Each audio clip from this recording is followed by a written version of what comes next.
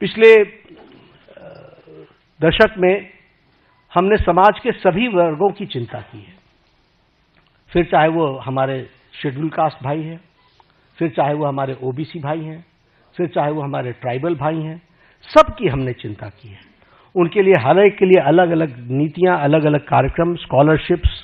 इस तरीके से देने का काम भारत सरकार ने किया है। अब यहां पर मैं स्कीम्स गिनाना शुरू करूंगा तो एक घड़ी लग जाएगी, लेकिन all schemes dedicated to SC, ST और हमारे ओबीसी भाई, इनके लिए चिंता की गई। उसी तरीके से महिलाओं के लिए विशेष करके ध्यान देकर के विमेन लेड गवर्नमेंट,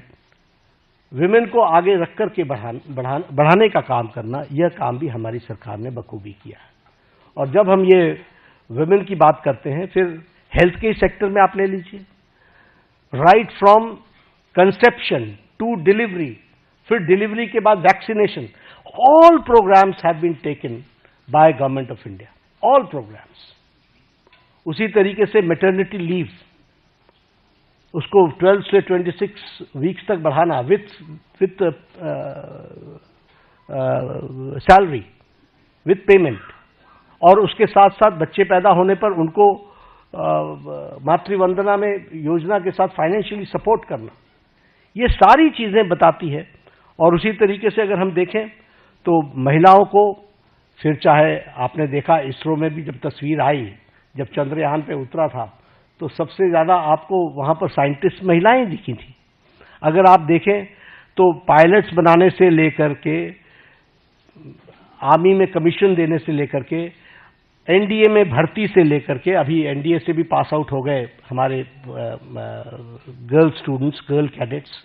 सैनिक स्कूल में ऑल 73, 76 हमारे जो सैनिक स्कूल्स हैं, 73 सैनिक स्कूल्स, उसमें उनको एडमिशन मिलना।